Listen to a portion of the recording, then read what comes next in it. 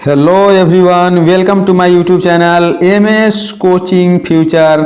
और आज आपके लिए लेकर आए कि आप मेरे यूट्यूब चैनल पर नए हैं तो मेरे चैनल को सब्सक्राइब कर ले और बेल आइकन को दबा दे, ताकि इसी प्रकार का साइंस से लेकर मैथ से लेकर हर एक विषय का वीडियो आपके लिए लेकर आओ जो आपको फायदेमंद साबित होगा। तो चलिए हम देखते हैं पहला प्रश्न क्या है। तो पहला प्रश्न दिया हुआ है दोस्तों कि दर्पण के सामने किसी भी दूरी पर स्थित वस्तु का प्रतिबिंब सीधा प्रतीत होता है तो वह दर्पण होता है। अर्थात दर्पण के सामने किसी भी दूरी पर वस्तु को रखा जाए तो उसका प्रतिबिंब सीधा प्रतीत होता है तो वह दर्पण कैसा होगा, किस प्रकार का दर्पण होगा। तो आपका वो दर्पण हो सकता है समतल अथवा उत्तल। क्या हो सकता है? समतल अथवा उत्तल। कहा गया है कि सड़क कितनी भी साफ होती है धूल हो ही जाती है। सड़क कितनी भी साफ होती है धूल हो ही जाती है। इंसान चाहे कितने भी गुणवान क्यों ना हो भूल हो ही जाती है। तो अगर हमसे भी भूल हो इस वीडियो में कोई ऑब्जेक्टिव को लेकर तो थोड़ा क्षमा कर दीजिएगा। तो चलिए हम बढ़ते हैं दूसरे प्रश्न की ओर। तो दूसरी प्रश्न क्या है?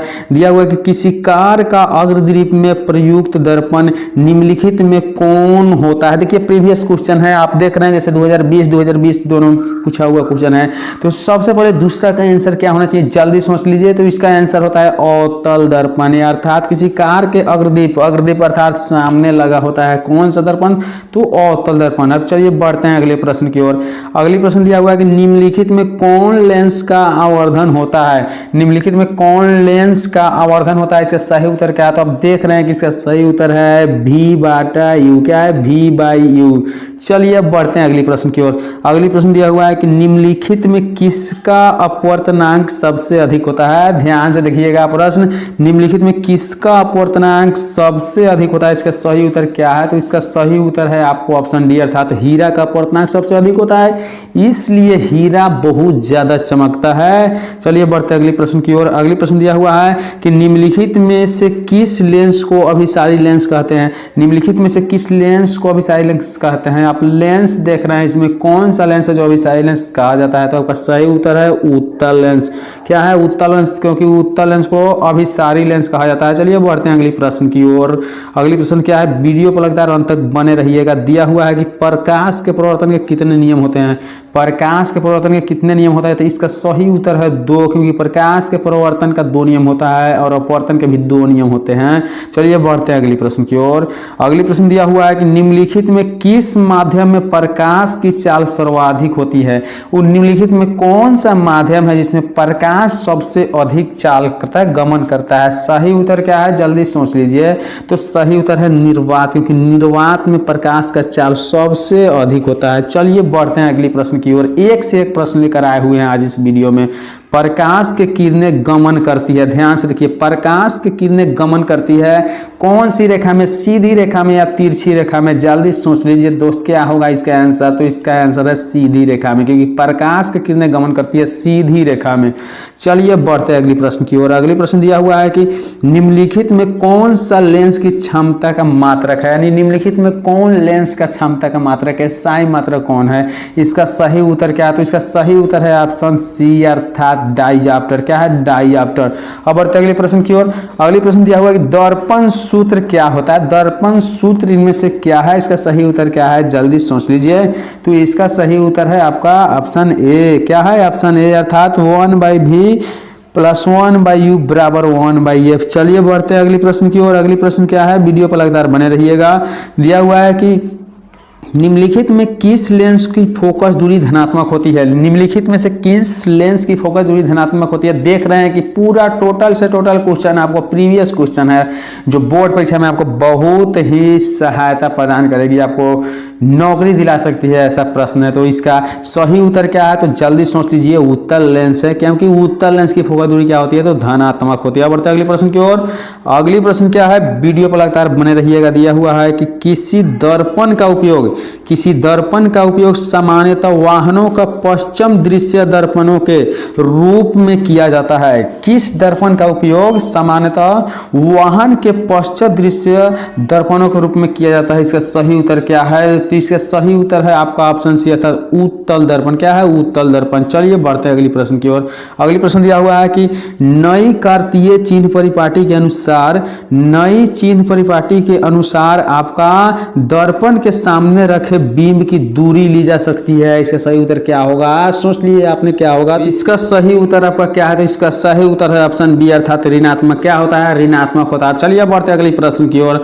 अगले प्रश्न दिया हुआ है कि निम्नलिखित में किस दर्पण की फोकस दूरी धनात्मक होती है? निम्नलिखित में किस दर्पण की फोकस दूरी धनात्मक होती है? इसका सही उत्तर है उत्तल दर्पण की, क्योंकि उत्तल दर्पण की फोकस दूरी क्या होती है? धनात्मक होती है। चलिए बढ़ते अगले प्रश्न की ओर। अगले प्रश्न दिया हुआ है कि किसी लेंस द्वारा उत्पन्न आवर्धन, किसी लेंस द्वारा उत्पन्न आवर्धन का SI मात्रक क्या होता है? तो इसका सही उत्तर क्या है? जल्दी सोच लीजिए। तो इसका सही उत्तर है ऑप्शन डी अर्थात मात्रक विहीन होता है। क्या होता है? मात्रक विहीन होता है। चलिए बढ़ते अगले प्रश्न की ओर। अगले प्रश्न दिया हुआ है कि निम्नांकित में से किस माध्यम में प्रकाश की चाल अधिकतम होती है? निम्नांकित में से किस माध्यम में प्रकाश की चाल अधिकतम होती है? इसका सही उत्तर क्या है? तो इसका सही उत्तर है हवा। क्या है? हवा माध्यम में प्रकाश की चाल कैसा होता है? अधिकतम होती है। चलिए बढ़ते अगले प्रश्न की ओर। अगले प्रश्न दिया हुआ है कि कौन सा लेंस अपसारी लेंस भी कहा जाता है? कौन सा लेंस अपसारी लेंस भी कहा जाता है? इसका सही उत्तर है अवतल लेंस। क्या है? अवतल लेंस। चलिए बढ़ते अगले प्रश्न की ओर। अगले प्रश्न दिया हुआ है कि दंत विशेषज्ञ किस दर्पण का उपयोग मरीजों के दांतों का बड़ा प्रतिबिंब देखने के लिए करता है? दंत विशेषज्ञ किस दर्पण का उपयोग मरीजों के दांतों को बड़ा प्रतिबिंब में देखने के लिए करता है? तो इसका सही उत्तर क्या है? तो इसका सही उत्तर है अवतल दर्पण। क्या होता है? तो अवतल दर्पण इसका सही होता है। चलिए बढ़ते अगले प्रश्न की ओर। अगले प्रश्न दिया हुआ है कि गोलीय दर्पण की परावर्तक पृष्ठ की वृत्ताकार सीमा रेखा का व्यास कहलाता है? गोलीय दर्पण की परावर्तक पृष्ठ की वृत्ताकार सीमा रेखा का व्यास कहलाता है। इसका सही उत्तर क्या है? तो इसका सही उत्तर है ऑप्शन डी अर्थात गोलीय दर्पण का द्वारा कहलाता है। क्या कहलाता है? गोलीय दर्पण का द्वारा कहलाता है। चलिए बढ़ते अगले प्रश्न की ओर। अगले प्रश्न दिया हुआ है कि एक उत्तल लेंस की क्षमता 1 डायऑप्टर है। एक उत्तल लेंस की क्षमता 1 डायऑप्टर है, तो उस लेंस की फोकस दूरी क्या होगा? उस लेंस की फोकस दूरी क्या होना चाहिए? तो फोकस दूरी इसका 100 सेंटीमीटर होना चाहिए। कितना होना चाहिए? 100 सेंटीमीटर होना चाहिए। चलिए बढ़ते अगले प्रश्न की ओर। अगले प्रश्न दिया हुआ है कि किसी शब्दकोश के छोटे अक्षरों को पढ़ने के लिए आप कौन सा लेंस पसंद करेंगे? किसी शब्दकोश के सबसे छोटे जो अक्षर होते हैं उसको पढ़ने के लिए आप कौन सा लेंस का प्रयोग कर सकते हैं, उपयोग कर सकते हैं? तो इसका सही उत्तर क्या है? जल्दी सोच लीजिए। तो इसका सही उत्तर है आपका 5 cm फोकस दूरी का एक उत्तल लेंस आप ले सकते हैं। कितना फोकस दूरी का? 5 सेंटीमीटर फोकस दूरी का। चलिए बढ़ते अगले प्रश्न की ओर। अगले प्रश्न दिया हुआ है कि पानी में डूबे उत्तल लेंस की फोकस दूरी हवा में इसकी फोकस दूरी की अपेक्षा क्या होता है? पानी में डूबे उत्तल लेंस की फोकस दूरी हवा में इसकी फोकस दूरी की अपेक्षा क्या होता है? तो इसका सही उत्तर है अधिक होती है। क्या होती है? तो अधिक होती है। चलिए बढ़ते अगले प्रश्न की ओर। अगले प्रश्न दिया हुआ है कि यदि किसी बीम का प्रतिबिंब आवर्धन ऋणात्मक है तो उस प्रतिबिंब की प्रकृति क्या होगी? उस प्रतिबिंब की प्रकृति क्या होगी? तो इसका सही उत्तर है वास्तविक और उल्टा होगी। कैसा होगी? वास्तविक और उल्टा होगी। चलिए बढ़ते अगले प्रश्न की ओर। अगले प्रश्न दिया हुआ कि निम्नलिखित में कौन उत्तल दर्पण की फोकस दूरी जिसकी वक्रता त्रिज्या 32 cm है? निम्नलिखित में कौन उत्तल दर्पण की फोकस दूरी जिसकी वक्रता त्रिज्या कितना है? 32 cm है। तो इसका सही उत्तर होगा 16। क्या होगा? 16 सेंटीमीटर। चलिए बढ़ते अगले प्रश्न की ओर। अगले प्रश्न दिया हुआ है कि एक प्रयोग में अवतल दर्पण द्वारा किसी बीम का प्रतिबिंब एक पर्दे पर प्राप्त किया जाता है तो दर्पण की फोकस दूरी को निर्धारित करने के लिए प्रयोगकर्ता के मापने की जरूरत होती है। क्या मापने की जरूरत होती है? इसका सही उत्तर है ऑप्शन बी अर्थात दर्पण तथा बीम के बीच की दूरी मापना जरूरी होता है। चलिए बढ़ते हैं अगले प्रश्न की ओर। एक एक प्रश्न बहुत ही महत्वपूर्ण है, प्रीवियस क्वेश्चन लेकर आए हुए हैं आपके लिए। चलिए, प्रतिबिंब का आकार हमेशा बराबर है तो दर्पण होगा। प्रतिबिंब का आकार हमेशा बराबर है तो दर्पण कैसा होना चाहिए? तो आपको दर्पण होना चाहिए समतल दर्पण, क्योंकि समतल दर्पण में प्रतिबिंब का आकार बराबर होता है। चलिए बढ़ते अगले प्रश्न की ओर। अगली प्रश्न दिया हुआ है कि निर्वात में प्रकाश की चाल कितना होता है? निर्वात में प्रकाश की चाल कितना होता है? तो इसका सही उत्तर है 3 × 10⁸ मीटर प्रति सेकंड। कितना होता है? 3 × 10⁸ मीटर प्रति सेकंड। अब चलिए बढ़ते हैं अगली प्रश्न की ओर। अगली प्रश्न क्या है? वीडियो पर लगातार बने रहिएगा। तो दिया हुआ है कि टॉर्च लाइट का प्रवर्तक सतह होता है। क्या होता है? टॉर्च लाइट का प्रवर्तक सतह होता है तो इसका सही उत्तर है ऑप्शन बी अर्थात अवतल होता है। कैसा होता है? तो अवतल होता है। चलिए बढ़ते हैं अगली प्रश्न की ओर। अगली प्रश्न दिया हुआ है कि सर्च लाइट का परावर्तक सतह क्या होता है? तो इसका सही उत्तर होता है अवतल। अब बढ़ते हैं अगली प्रश्न की ओर। अगली प्रश्न दिया हुआ है कि किस लेंस के द्वारा केवल काल्पनिक प्रतिबिंब बनता है? किस लेंस के द्वारा केवल काल्पनिक प्रतिबिंब बनता है? इसका सही उत्तर क्या है? तो इसका सही उत्तर है ऑप्शन बी। क्या है? ऑप्शन बी अर्थात आपका अवतल। किस लेंस के द्वारा? अवतल लेंस के द्वारा। चलिए बढ़ते हैं अगली प्रश्न की ओर। अगली प्रश्न दिया हुआ है कि परावर्तन के नियम से निर्धारित होती है। परावर्तन के नियम से निर्धारित होती है, क्या निर्धारित होती है? तो आपतन कोण बराबर होता है परावर्तन कोण के। क्या होता है? आपतन कोण बराबर होता है परावर्तन कोण के। चलिए बढ़ते हैं अगली प्रश्न की ओर। अगली प्रश्न दिया हुआ है कि लेंस में मुख्य फोकस की संख्या कितनी होती है? लेंस में मुख्य फोकस की संख्या कितनी होती है? तो इसका सही उत्तर है 2, क्योंकि लेंस में मुख्य फोकस की संख्या कितनी होती है? चलिए बढ़ते हैं अगली प्रश्न की ओर। अगली प्रश्न दिया हुआ है कि एक अवतल दर्पण की फोकस दूरी 10 cm है। कितना है? 10 cm है। तो इसकी वक्रता त्रिज्या क्या होगी? एक अवतल दर्पण की फोकस दूरी 10 cm है तो इसकी वक्रता त्रिज्या क्या होगी? इसका सही उत्तर है 20 सेंटीमीटर। क्या होगी? 20 सेंटीमीटर। चलिए बढ़ते हैं अगली प्रश्न की ओर। अगली प्रश्न दिया हुआ है कि समतल दर्पण द्वारा बना प्रतिबिंब होता है। समतल दर्पण द्वारा बना प्रतिबिंब कैसा होता है? तो समतल दर्पण द्वारा बना प्रतिबिंब आपको काल्पनिक होता है। कैसा होता है? काल्पनिक होता है। चलिए बढ़ते हैं अगली प्रश्न की ओर। अगली प्रश्न दिया हुआ है कि काल्पनिक प्रतिबिंब होता है। काल्पनिक प्रतिबिंब होता है, इसका सही उत्तर है सीधा, क्योंकि काल्पनिक प्रतिबिंब हमेशा सीधा बनता है। आप देखेंगे अगली प्रश्न। अगली प्रश्न दिया हुआ है कि प्रकाश के अपवर्तन के कितने नियम होते हैं? तो जल्दी टिक मारिए। 2 नियम होते हैं। कितने नियम होते हैं? 2 नियम होते हैं। अब बढ़ते हैं अगली प्रश्न की ओर।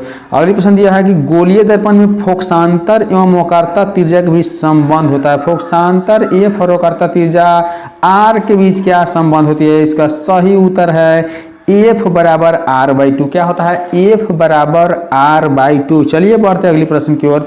अगली प्रश्न दिया हुआ है, वीडियो पर लगातार बने रहिए, कि प्रकाश के अपवर्तन के कितने नियम है? चलिए इसका सही उत्तर होता है 2। अब बढ़ते हैं अगली प्रश्न की ओर। अगली प्रश्न दिया हुआ है कि अवतल लेंस का आवर्धन बराबर होता है। अवतल लेंस का आवर्धन बराबर होता है, इसका सही उत्तर है ऑप्शन डी अर्थात u/v। नहीं v/u। क्या होता है? v/u होता है। चलिए बढ़ते हैं अगली प्रश्न की ओर।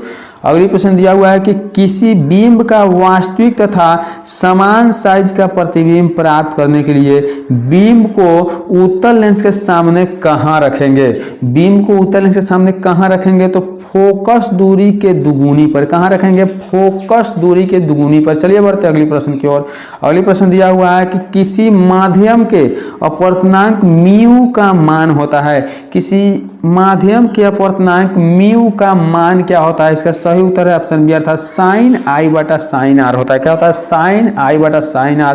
चलिए बढ़ते हैं अगली प्रश्न की ओर। अगली प्रश्न दिया हुआ है कि दाढ़ी बनाने में कौन सा दर्पण प्रयुक्त होता है? दाढ़ी बनाने में कौन सा दर्पण प्रयुक्त होता है? इसका सही उत्तर क्या है? तो इसका सही उत्तर है अवतल दर्पण। कौन सा दर्पण? अवतल दर्पण। चलिए बढ़ते हैं अगली प्रश्न की ओर। अगली प्रश्न दिया हुआ है कि निम्नलिखित में कौन सा पदार्थ लेंस बनाने के लिए प्रयुक्त नहीं किया जाता है? निम्नलिखित में कौन ऐसा पदार्थ है जो लेंस को बनाने में प्रयुक्त नहीं किया जाता है? तो इसका सही उत्तर क्या है? तो सही उत्तर है ऑप्शन डी अर्थात मिट्टी का प्रयोग नहीं किया जाता है। अब बढ़ते अगली प्रश्न की ओर। अगले प्रश्न दिया हुआ है कि डू डायप्टर यानी टू डायप्टर क्षमता वाले लेंस की फोकसांतर क्या होता है? तो डू डायप्टर क्षमता वाले लेंस की फोकसांतर क्या होता है? तो इसका सही उत्तर क्या हो जाएगा? तो सही उत्तर हो जाएगा ऑप्शन 50 सेंटीमीटर। कितना हो जाएगा? 50 सेंटीमीटर। चलिए बढ़ते हैं अगली प्रश्न की ओर। अगली प्रश्न क्या है? वीडियो पर लगातार बने रहिएगा। चलिए अब देखते हैं। तो दिया हुआ है कि किस दर्पण से वस्तु का बड़ा प्रतिबिंब बनता है? किस दर्पण से वस्तु का बड़ा प्रतिबिंब बनता है? तो इसका सही उत्तर है अवतल दर्पण। किस दर्पण से? तो अवतल दर्पण से। चलिए बढ़ते अगली प्रश्न की ओर। अगली प्रश्न दिया हुआ है कि 1 मीटर फोकस दूरी वाले उत्तल लेंस की क्षमता होगी। 1 मीटर फोकस दूरी वाले उत्तल लेंस की क्षमता कितनी होगी? इसका सही उत्तर क्या है? तो इसका सही उत्तर है ऑप्शन बी। क्या होता है? ऑप्शन बी अर्थात 1 डायप्टर। कितना होता है? 1 डायप्टर। चलिए बढ़ते अगले प्रश्न की ओर। अगले प्रश्न दिया हुआ है कि एक उत्तल लेंस होता है। एक उत्तल लेंस कैसा होता है, तो उसके किनारे की अपेक्षा बीच का भाग क्या होता है, मोटा होता है। चलिए बढ़ते अगले प्रश्न की ओर। अगले प्रश्न दिया हुआ है कि किसी बीम का अवतल दर्पण द्वारा बना प्रतिबिंब आभासी, सीधा तथा बीम से बड़ा पाया गया है, तो वस्तु की स्थिति कहाँ होनी चाहिए, यानी वस्तु को कहाँ रखने पर वस्तु का प्रतिबिंब आभासी, सीधा तथा वस्तु से बड़ा प्राप्त होता है। इसका सही उत्तर क्या है, तो सही उत्तर है ऑप्शन डी अर्थात दर्पण के ध्रुव तथा मुख्य फोकस के बीच। दर्पण के ध्रुव तथा मुख्य फोकस के बीच। चलिए बढ़ते अगले प्रश्न की ओर। अगले प्रश्न दिया हुआ है कि काल्पनिक प्रतिबिंब होता है, काल्पनिक प्रतिबिंब होता है सीधा, क्या होता है, सीधा होता है। बढ़ते अगले प्रश्न की ओर। अगले प्रश्न दिया हुआ है कि साइड मिरर के रूप में प्रयुक्त होता है, साइड मिरर के रूप में प्रयुक्त होने वाला दर्पण क्या होता है, तो इसका सही उत्तर है ऑप्शन बी अर्थात उत्तल दर्पण। कौन सा दर्पण होता है, उत्तल दर्पण। चलिए बढ़ते अगले प्रश्न की ओर। अगले प्रश्न दिया हुआ है कि किसी उत्तल लेंस की फोकस दूरी होती है, किसी उत्तल लेंस की फोकस दूरी होती है, इसका सही उत्तर है ऑप्शन ए अर्थात प्लस भी। क्या होती है, प्लस भी। अब बढ़ते अगले प्रश्न की ओर। अगले प्रश्न दिया हुआ है कि किस दर्पण से हमेशा वस्तु का छोटा प्रतिबिंब प्राप्त होता है, किस दर्पण से हमेशा वस्तु से छोटा प्रतिबिंब प्राप्त होता है, इसका सही उत्तर है ऑप्शन बी अर्थात उत्तल। क्या है, उत्तल। चलिए बढ़ते अगले प्रश्न की ओर। अगले प्रश्न दिया हुआ है कि किसी उत्तल लेंस का फोकसांतर 50 cm है, तो उसकी क्षमता क्या होगी। किसी उत्तल लेंस की फोकसांतर 50 cm है, तो उसकी क्षमता क्या होगी, तो उसकी क्षमता होगी आपका 2 डायप्टर। क्या होगी, 2 डायप्टर, यानी ऑप्शन डी होगा। चलिए बढ़ते अगले प्रश्न की ओर। अगले प्रश्न दिया हुआ है कि अगर किसी अवतल दर्पण की फोकस से तथा वक्रता त्रिज्या आर हो, तो संबंध क्या होना चाहिए, तो इसका संबंध है F बराबर R/2। चलिए बढ़ते अगले प्रश्न की ओर। अगले प्रश्न दिया हुआ है कि जब प्रकाश की किरण हवा से कांच में प्रवेश करती है तो मुड़ जाती है, तो कहाँ मुड़ जाती है देखना है, तो इसका सही उत्तर है ऑप्शन बी अर्थात अभिलंब से निकट। क्या होती है, अभिलंब से निकट। जब प्रकाश की किरण हवा से कांच में प्रवेश करती है तो कहाँ मुड़ जाती है, तो अभिलंब से निकट। चलिए बढ़ते हैं अगले प्रश्न की ओर। अगले प्रश्न क्या है, वीडियो पर लगातार बने रहिएगा। तो दिया हुआ है कि किसी गोलीय दर्पण की वक्रता त्रिज्या 50 cm है, तो उसकी फोकस दूरी होगी। किसी गोलीय दर्पण की वक्रता त्रिज्या 50 cm है, तो इसकी फोकस दूरी कितना होना चाहिए, तो इसका सही उत्तर है 25 सेंटीमीटर। क्या है, 25 सेंटीमीटर। चलिए बढ़ते हैं अगले प्रश्न की ओर। अगले प्रश्न दिया हुआ है कि किसी दर्पण से वस्तु को कहीं भी रखने पर वस्तु का बराबर आकार का सीधा प्रतिबिंब बनता है, तो दर्पण कैसा होगा, तो दर्पण आपका होगा ऑप्शन सी अर्थात समतल दर्पण। कैसा दर्पण होगा, समतल दर्पण। चलिए बढ़ते आगे। तो अगला प्रश्न दिया हुआ है कि किसी गोलीय दर्पण तथा किसी पतले गोलीय लेंस दोनों की फोकस दूरियां -15 सेंटीमीटर है, दर्पण तथा लेंस संभवतः होंगे, तो इसका सही उत्तर है आपका दोनों अवतल होंगे। क्या होगा, दोनों अवतल दर्पण होंगे। चलिए बढ़ते अगले प्रश्न की ओर। विरल माध्यम में प्रकाश की चाल संघन माध्यम की अपेक्षा क्या होता है, विरल माध्यम में प्रकाश की चाल संघन माध्यम की अपेक्षा क्या होता है, तो इसका सही उत्तर है ऑप्शन बी अर्थात अधिक होता है। क्या होता है, अधिक होता है। चलिए बढ़ते अगले प्रश्न की ओर।